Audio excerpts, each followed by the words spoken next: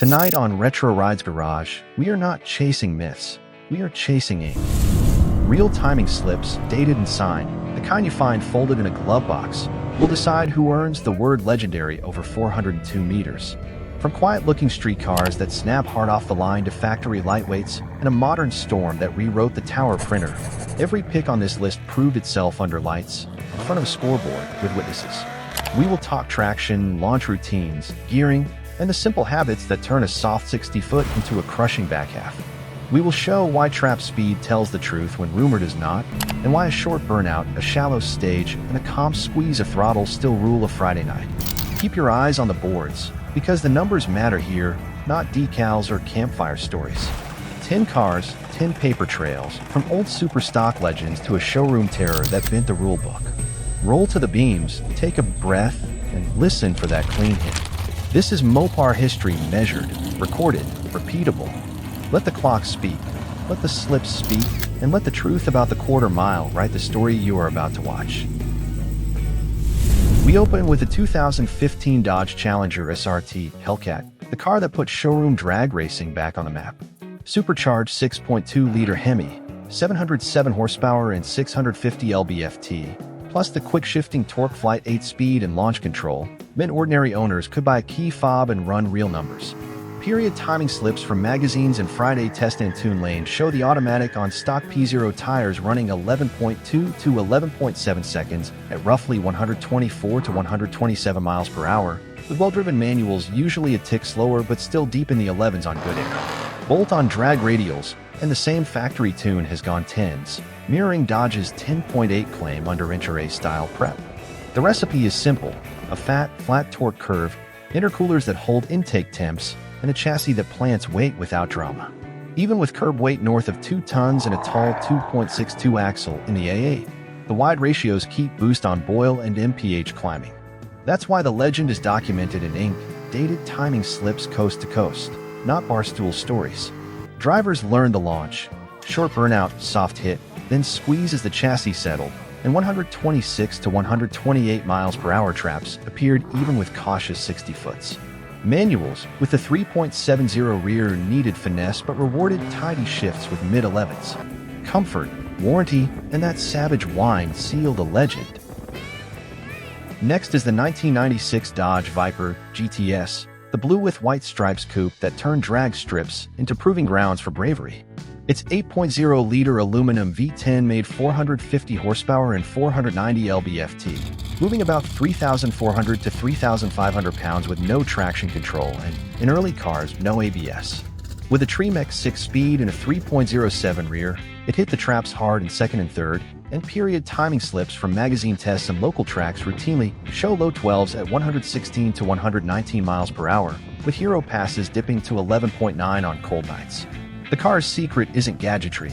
It's mechanical grip from fat Michelins, a long wheelbase, and the way that mountain of torque arrives from idle. A short smoky burnout to clean the tires, a modest launch around 2,000 to 2,500 revolutions per minute, and a quick but unhurried 1-2 shift with a recipe many owners wrote right on the back of their slips. Keep it straight, breathe the throttle instead of stabbing it, and the Viper puts its fangs into the 402 meters with a kind of MPH that tells you the power is real, not folklore.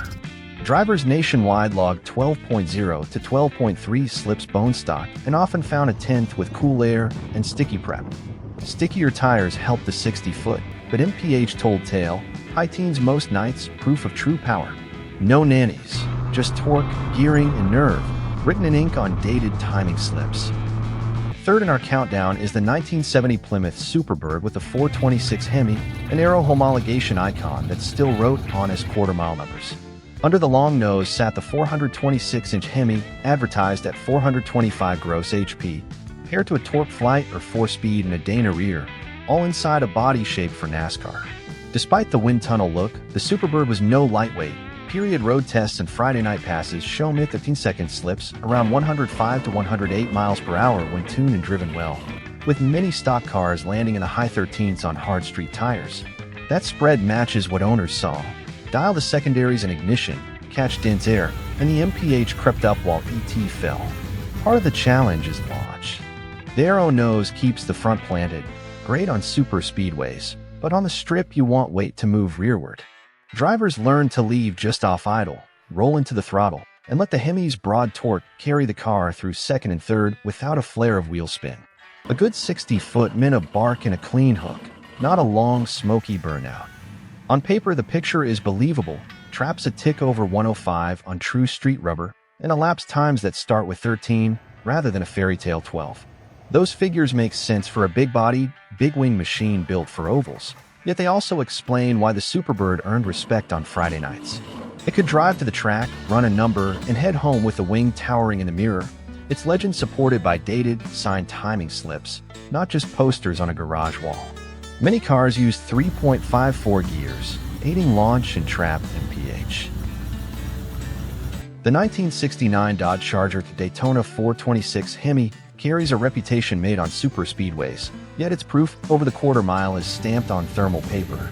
Street Hemis rated at 425 gross HP met either the 833 4-speed or torque flight in a Dana 60, all hung under a Big B body wearing a needle-nose cone and that towering rear wing.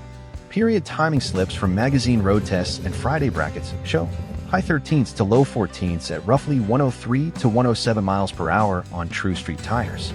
Aero that cuts air at 150 doesn't help weight transfer, so owners wrote the same recipe on the backs of slips: brief burnout to clean the bias plies, stage shallow, leave just off idle, roll into the throttle, and shift early enough to keep the Hemi in its fat middle. Typical 3.54 gears let the car pull hard through second, while cool night density altitude adds a tenth and a couple mph. The Daytona's strength is repeatability. Even with a lazy 60-foot, the scoreboards show a healthy back half charge as the long-legged shape knifes the last 660 feet. Tuners of the day set total timing near 36 degrees, checked secondary opening rates, and kept float levels honest to avoid a stumble. Weight is the penalty. The Daytona is heavy, but MPH tells the truth about horsepower. Watch 2 passes in a row, and you'll see the pattern. Slightly soft out of the hole, then an unwavering surge as the Hemi's airflow and gearing carry the bulk to the stripe. Those slips, creased, dated, sometimes coffee-stained, outvote Barstool memory every time. The car could drive to the track with full exhaust, run a number, then take you home with the wing towering in the mirror and bugs on the cone. That's why its legend belongs in a video about quarter-mile Mopars measured by paper, not rumor. A Daytona with proper tire pressure and tidy shifts turns folklore into data, and the data still looks good today. Many owners favored 28-inch tires and firm shocks, small tweaks that calmed runs. The 1968 Dodge Charger R/T426 Hemi is the street-driven B-body that filled glove boxes with proof. Dual quad Hemi power, A833 4-speed or torque flight, and a Dana 60 rear form the core. Weight, tire, and gearing set the rest. Period timing slips from magazines and hometown strips cluster between 13.5 and 13.9 at roughly 103 to 107 mph on bias ply tires, figures that make sense for a heavy, well-muffled car. The slip notes repeat the same plan: short burnout, stage shallow, leave just off idle, roll into the throttle, then a crisp 1-2 around $6,000. Gearing matters. Many cars worth 3.23s or 3.54s. The shorter gear tightens ET without killing MPH, while the torque flight's torque multiplication smooths the hit and keeps passes consistent. Tuners set total timing near 36 degrees, jetted for local fuel, checked choke pull-offs, and kept secondary opening rates sane so the car didn't hesitate on the hit. The result reads the same on slips coast to coast. A modest 60-foot followed by a strong back half charge and traps that verify real horsepower even when traction lags. Cool air helps. As density altitude falls, MPH creeps up and ET drops a tenth or two, which is why the best slips tend to carry autumn dates. Street tires keep it honest, but the Charger R/T's chassis plants better than legend suggests. It squats, grunts, and claws ahead rather than smearing rubber for show. Add sticky tires, and the car noses into the low 13ths without losing its street manners. That repeatable performance is why the Charger R/T belongs in any list of legendary Mopars measured by paper.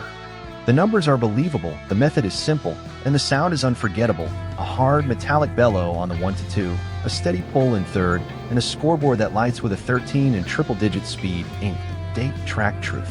Owners often penciled notes on the backs of tickets, logging jetting, tire pressure, shift points, and weather.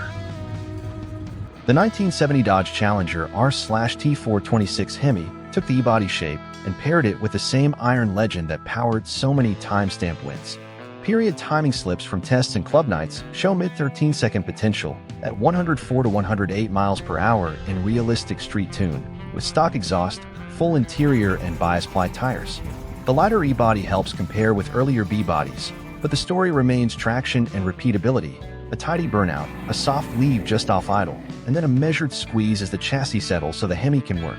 4-speeds like the A33 love a quick but unhurried 1-2, while torque flight cars use torque multiplication to hide any stumble and typically run the tighter spread of ETs on the same night. Most factory gears were 3.54, and a well-tuned carb and 36 degrees total timing kept Trap's speed honest even when the 60-foot sat in the low twos. Owners who documented their passes often penciled notes right on their slips: jetting, tire pressure, launch RPM, and you could track improvements as the evening cooled. On stock tires, the Challenger R/T live around 13.5 to 13.8, with low 13s appearing when density altitude dropped and traction crews laid down glue.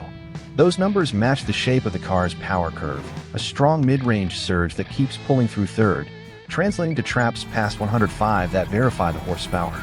It is not a fairy tale or fuzzy memory.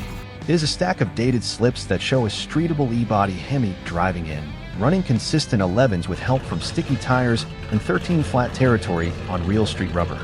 Old slips show it. The 1971 Plymouth Hemi Cuda convertible sits near the top because its legend is proven not by folklore, but by ink on dated paper.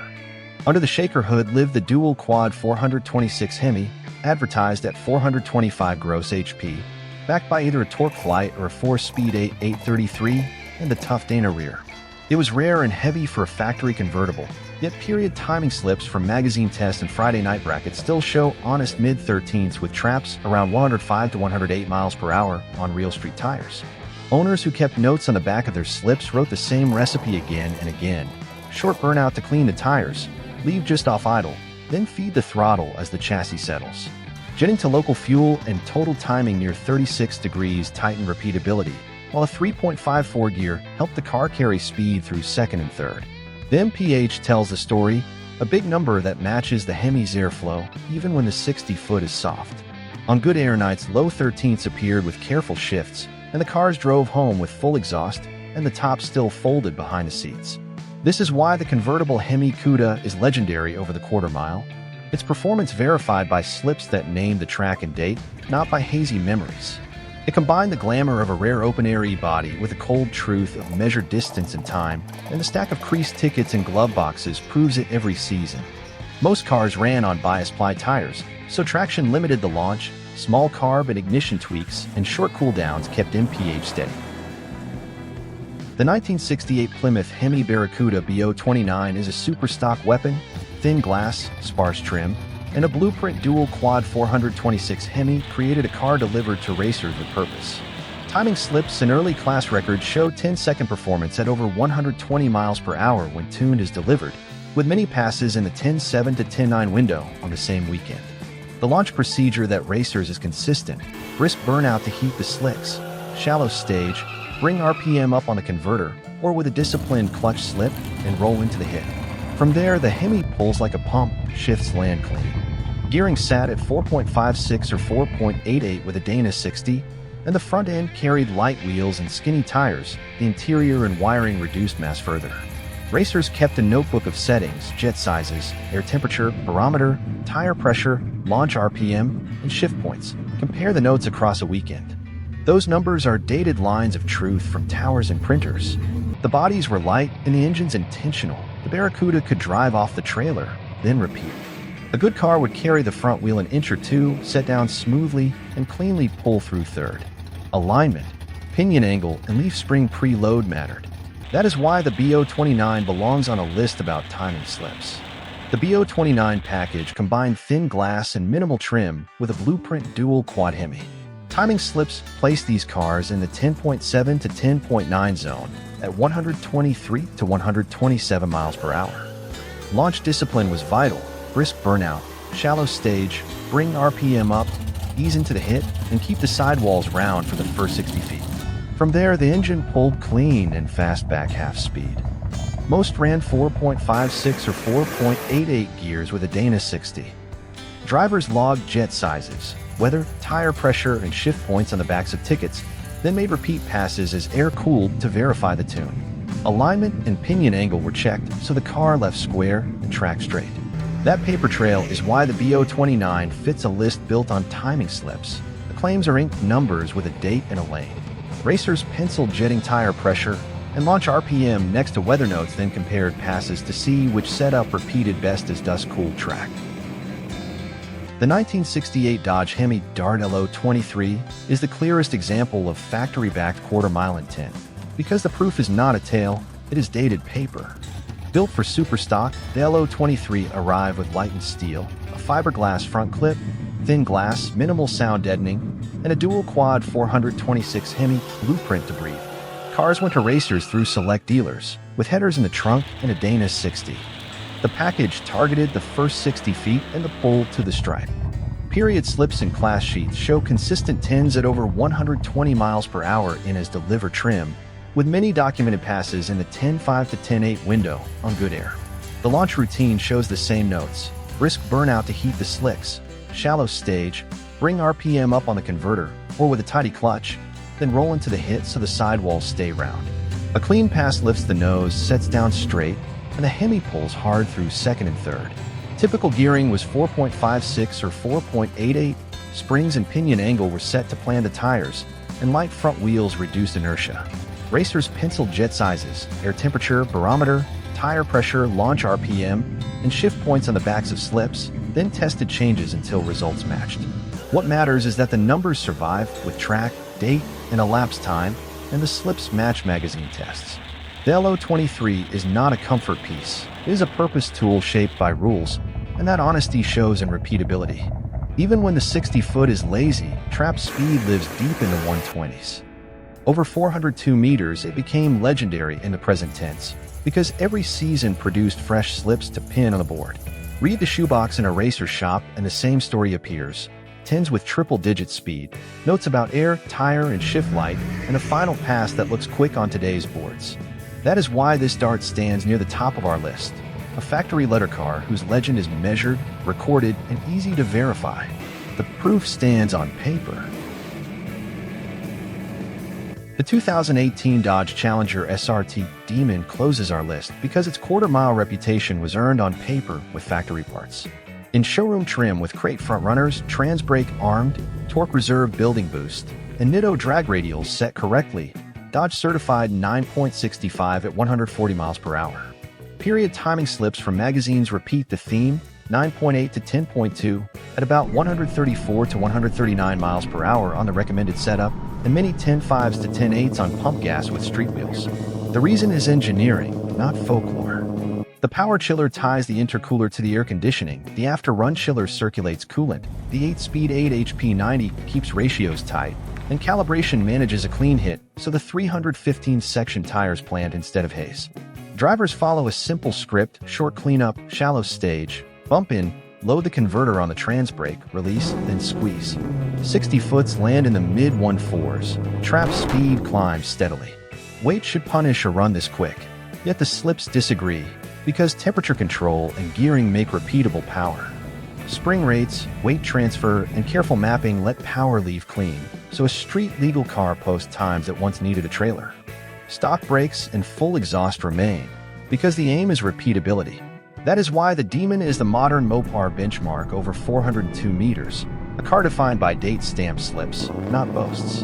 The last variable is the human element, a calm hand, a tidy squeeze, and patience to keep intake temperature low in the lanes. Do that and even salty track rats nod at the board, because the number fits the parts. Figures from period tests are believable, and owners' tickets match them. The numbers on paper are why the story ends here, with a showroom car that can run 9s in good air and 10s on average nights, also a factory hero that earned its legend honestly.